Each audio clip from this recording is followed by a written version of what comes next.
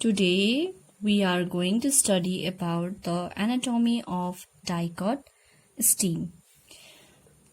The figure A is representing the tiers of Dicot stem. You can see here Epidermis, Hypodermis, Cortex, Indo Dermis, Pericycle, Vascular Bundle, which consists of Xylem, Phloem, Cambium. It contains Cambium in it since it is Dicot stem. But in case of monocot stem, you should know that Cambium is absent. Next is the medullary ray, which is also known as P3, and the middle part is known as pith. Now, this is a portion in detail. As we know that in the outline of primary Dicot stem, it may be circular, as in sunflower, helianthus, or angular, that is cucurbita. Now, the various tissues of primary Dicot stem are arranged in concentric manner, which are as follows. Okay, first is Epidermis. As we know that Epidermis is the outermost layer of stem, which is composed of compactly arranged thin-walled parenchymatous tissue. Which kind of tissue? Parenchymatous tissue. On the other side, it is covered by the cuticle. You can see the cuticle, which is just above the epidermis. It is a kind of protective layer, and also it prevents the loss of water from the surface of the stem in case of transpiration. It protects the plant. The epidermis bears minute pores, stomata, and several unbranched, not branched, it is unbranched, multicellular hairs that protects the stem against excessive heating and sudden change in temperature. Next is hypodermis. As we know that in case of Dicot stem, the hypodermis is made collenchymatous. As we know that the property of collenchymatous is it does not contain intercellular space. As you can see in the figure, it is black shaded in between. There is not a single gap in between it. It is all because of the deposition of pectin and cellulose.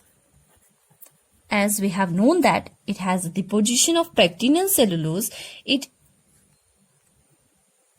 provides mechanical support to the plant. Next, it also acts as storage of food, and as it contains chloroplast in it, it helps in photosynthesis. And in case of examination, you can also write that it has 2 to 3 layers. It is just below the epidermis. Simple. You can extend. As you see in the figure, you can write as much sentence as you like. Now, third is the cortex. As you can see that cortex consists of wider part in the figure as well. Cortex contains intercellular space in it. It is present internal to hypodermis or just below the hypodermis. You can write any language you like. And it consists of thin-walled, oval, living parenchymatous tissue.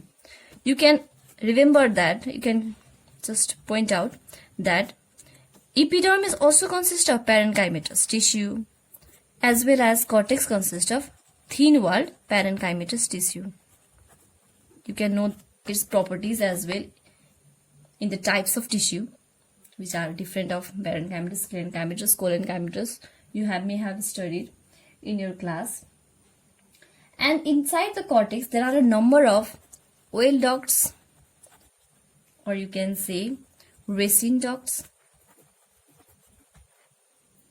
And the common function of cortex is, as like hypodermis, it acts as the storage of food. Same you can write. Next one is young green cells of cortex take part in photosynthesis. So you can see that In both cases, photosynthesis is common, and as well the storage of food. The fourth is Indo Dermis. Indo Dermis is the innermost layer of cortex and separates the cortex from stele. I hope you know about stele. Simply, it is the combination of pericycle and vascular bundle. The cells are barrel-shaped. The point to be noted, it is barrel-shaped. It is also compactly arranged without intercellular space.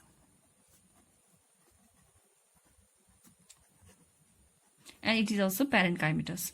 The cell contain starch grains called as starch sheath.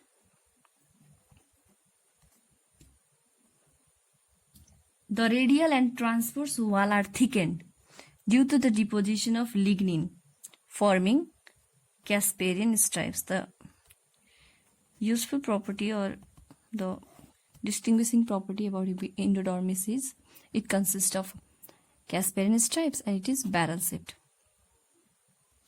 Now, fifth one is pericycle. It is, you can also see after cortex, it is Indo Dermis, it consists of starch sheath layer.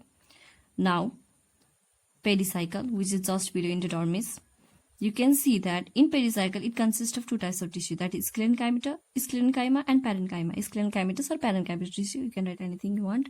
Sclerenchyma is this one, parenchyma is this one, and you can see it is present in the alternative form as sclerenchyma, parenchyma, sclerenchyma. Now, another thing is it gives mechanical support to the plant. Parenchymatous cells present outside the medullary rays helps in the conduction of food material.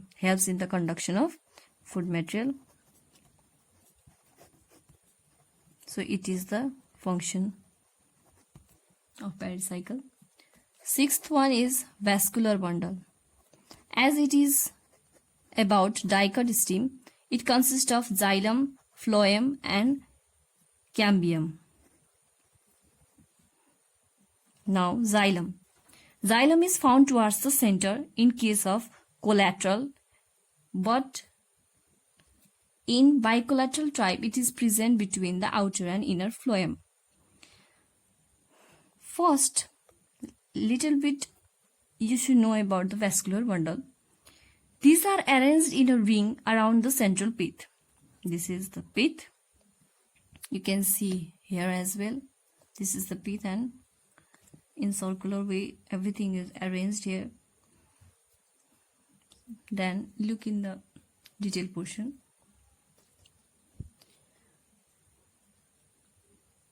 It is collateral, conjoint, bicollateral, open type of vascular bundle.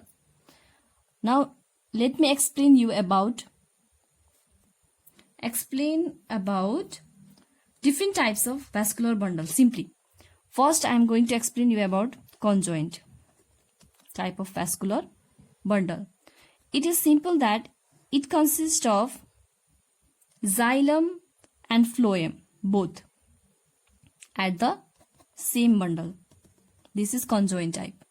In case of bicollateral type, it consists of cambium and phloem both. Cambium and phloem both at the side of xylem. In between, it consists of xylem and cambium and phloem at both sides. So it is called bicollateral. And it is called open type since it consists of cambium. That is, it consists of cambium in between. So it is open type. Finished?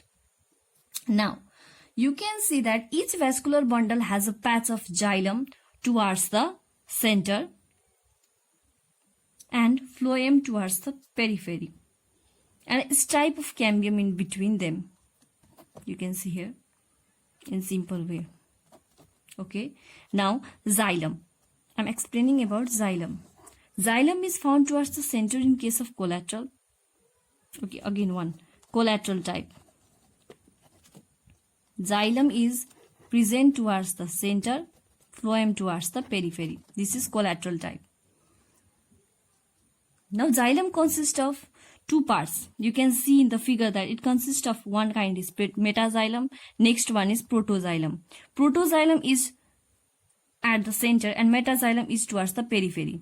So it is known as indarch type. If it was just opposite as it is found in case of root of both monocot and dicot. In case of dicot and monocot root, it is called exarch type. If it was opposite. But here it is indarch type. Xylem consists of vessels, tracheids, xylem parenchyma and xylem fiber, which are known as the elements of xylem. Next one is phloem.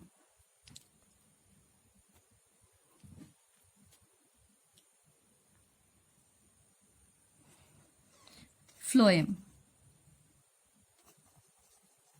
Phloem is present below the pericycle. As you can see here, it is below pericycle. Sometime at the inner side in case of bilateral bundle. It consists of four types of elements, that is seed tube, companion cell, phloem parenchyma, phloem fiber. And in case of function, it helps in the lateral flow of food material, as phloem parenchyma and companion cells are connected with seed tube through pits for helping the lateral flow of food materials. Lateral flow of food materials. Now, cambium, which is present between xylem and phloem, made up of rectangular meristematic cells,